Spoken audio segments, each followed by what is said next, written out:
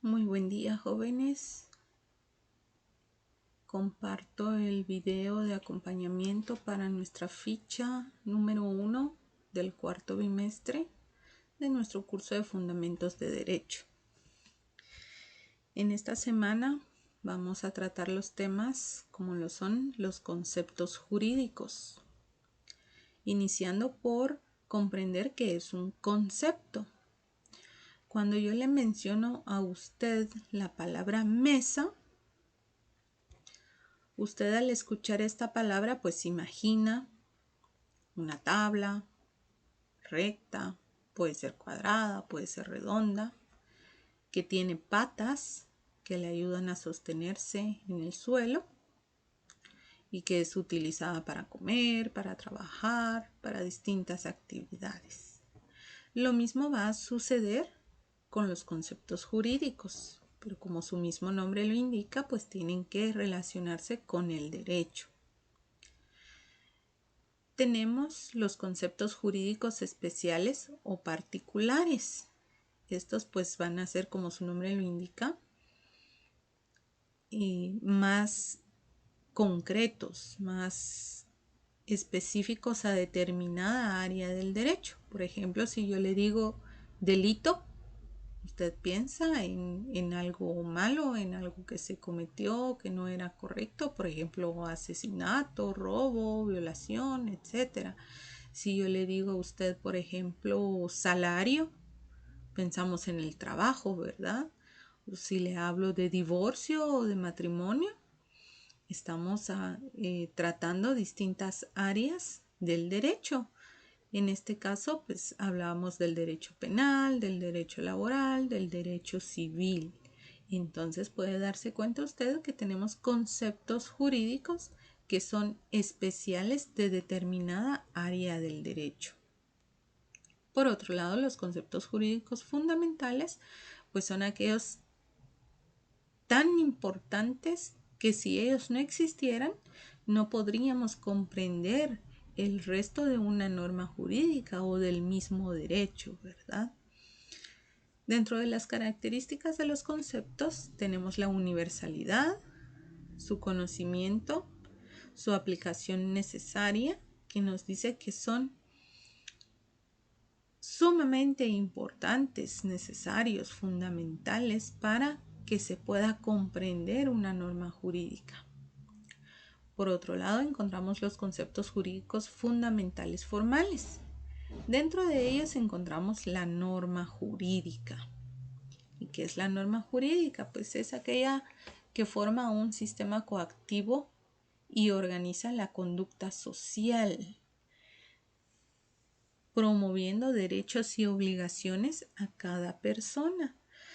Al hablar de un sistema coactivo quiere decir que por la fuerza incluso nos pueden hacer actuar de determinada forma, siempre respetando nuestros derechos, pero haciéndonos cumplir con nuestras obligaciones. Tenemos también la estructura de la norma jurídica. Para que exista una norma necesitamos un supuesto jurídico y una consecuencia jurídica. ¿Qué quiere decir esto? El supuesto jurídico pues es aquella hipótesis, una suposición, una idea que nosotros tenemos sobre cierta situación. Al realizarse, al cumplirse esta hipótesis, vamos a tener una consecuencia jurídica. Por ejemplo, tenemos el delito de asesinato.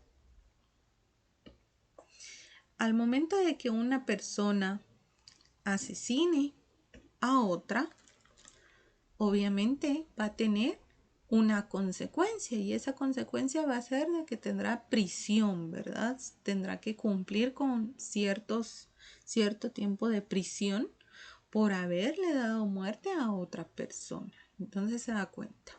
El supuesto es quien le diere muerte a otra persona.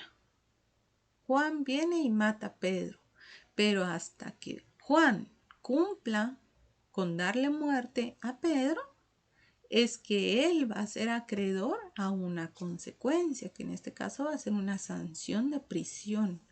Pero mientras Juan no mate a Pedro, pues solamente será un supuesto, una suposición, ¿verdad?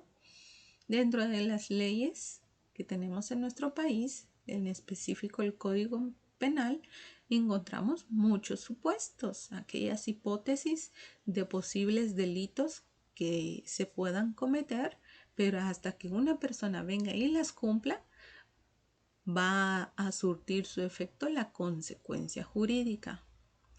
Dentro de los efectos, el nacimiento, la modificación y la extinción de derechos y deberes. Si Juan mata a Pedro, pues sus derechos van a verse modificados. Él va a perder el derecho a la libre locomoción, se extingue su derecho a la libre locomoción. Surgen obligaciones o deberes, ¿verdad? Nacen obligaciones. Él va a tener que cumplir con la sanción que se le imponga. De esto surge la ley de causalidad jurídica, que nos indica que no hay consecuencia jurídica sin supuesto de derecho. Entonces, debe de existir una suposición, un posible delito para que surja una consecuencia. Continuamos y tenemos los conceptos jurídicos fundamentales materiales, quiere decir aquellos elementos que son también muy importantes, pero nos ayudan a darle vida a los supuestos que acabamos de mencionar. Por ejemplo, la persona, la sociedad, la autoridad, la coerción, los fines jurídicos y el deber de la justicia. Si no existiera una persona que viene y comete ese delito, pues no se va a cumplir con el supuesto jurídico. Entonces, esta persona debe de ser un ente capaz y gozar de tanto de sus derechos como de sus obligaciones. La persona tiene como elementos el derecho y la capacidad. La capacidad pues será aquella facultad que él tiene para cumplir con sus obligaciones y hacer valer sus derechos. La persona se clasifica en la persona jurídica individual y la persona jurídica colectiva. La persona jurídica individual pues somos todos nosotros de forma individual, cada uno de nosotros, ¿verdad? Somos personas jurídicas. Al momento de formar un grupo, una sociedad, una asociación, ya nos volvemos persona jurídica colectiva porque no es solo uno, sino que somos varios. La persona jurídica individual goza de personalidad jurídica. ¿Y qué es esto? Es la condición que el derecho nos confiere para ser parte del mundo jurídico. Recuerde que usted tiene personalidad jurídica desde que es concebido hasta su muerte. Ya lo vamos a comprender más adelante. Hablando de las principales teorías sobre el comienzo de la personalidad, tenemos la teoría del nacimiento. En esta, pues se nos considera que desde que nacemos somos entes que gozamos de derechos y obligaciones. La teoría de la viabilidad, esta nos indica que no es solamente con que nazca la persona, sino que es necesario que tenga las condiciones para vivir por sí solo. ¿Ha escuchado usted que en algunas ocasiones nacen bebés prematuros antes de los 9 meses y ellos necesitan estar en una incubadora para que les den oxígeno y que su cuerpecito se siga formando, se termine de formar? Ellos no tienen esta condición de viabilidad, que quiere decir que ellos no están subsistiendo por sí solos, sino que necesitan ayuda de máquinas y de atención médica para poder vivir. Entonces, ahí está la diferencia entre la teoría del nacimiento y la viabilidad. No es solamente nacer, sino tener todo lo demás para poder vivir por sí solos.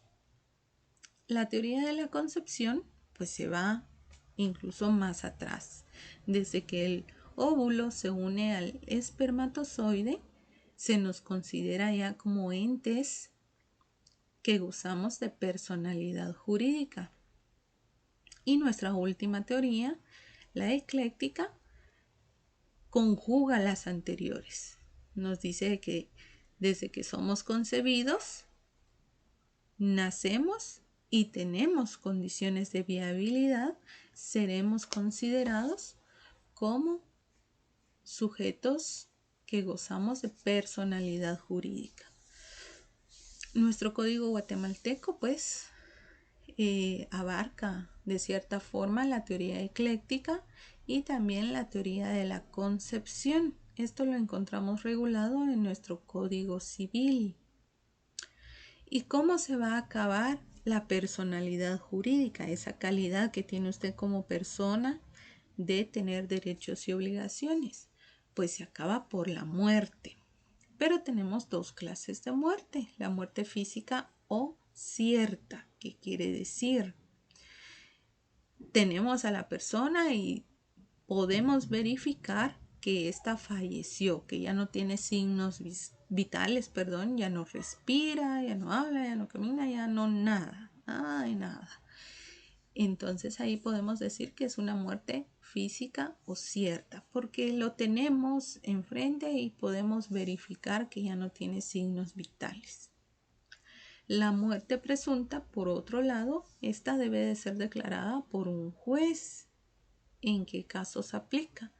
Por ejemplo, el año pasado que hubieron muchas inundaciones y deslaves de tierra, hubieron muchas personas que quedaron soterradas, que fueron arrastradas por los ríos y no hemos sabido nada de ellos.